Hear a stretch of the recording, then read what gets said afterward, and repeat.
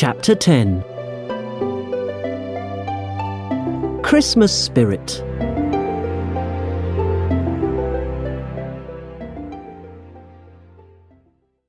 Scrooge woke up screaming. No! I won't let it happen! He looked around him. Everything was back to normal. The fire in the fireplace was out. The chairs next to it were empty. He got up and opened the window, and the sound of church bells filled the room. He saw people in the streets walking quickly, talking and laughing. Scrooge was not sure if it was still Christmas Day or not. Christmas Eve seemed like a long time ago. He called down to a young boy in the street. Hey! You boy! What day is it today? The boy looked at him strangely. Why, it's Christmas Day, sir. Then I still have a chance. But I must hurry. I've got lots of things to do.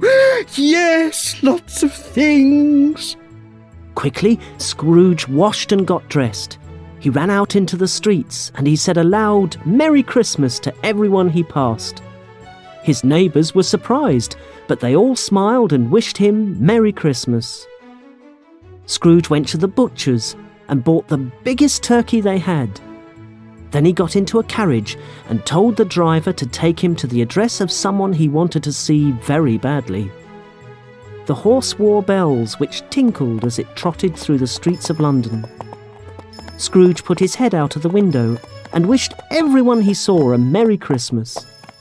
Then he saw the man who came to his shop on Christmas Eve, asking for money for the poor. Stop! The driver stopped the carriage. Sir, it's me, Ebenezer Scrooge. I want to apologize for my behavior yesterday. Please call at my office tomorrow. I want to give you a very large gift. The man's eyes brightened. Thank you very much, sir. You are a very good man. The horse trotted on, and this time it didn't stop until they came to Bob Cratchit's house. Scrooge knocked on the door and waited.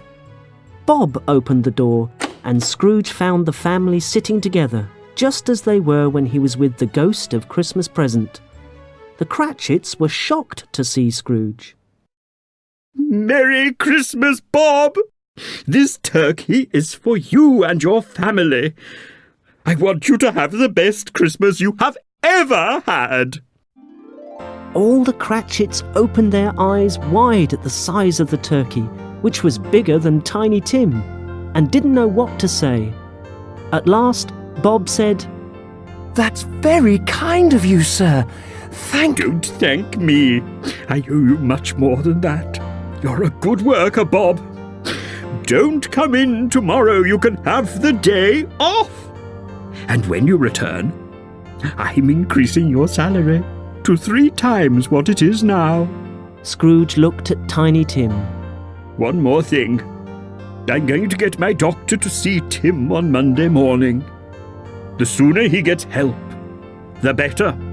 Mrs. Cratchit put her hand over her heart, and tears came into her eyes.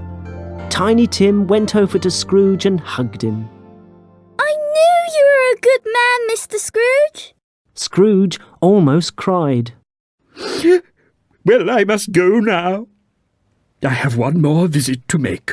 Merry Christmas, everyone! Merry Christmas, Mr. Scrooge.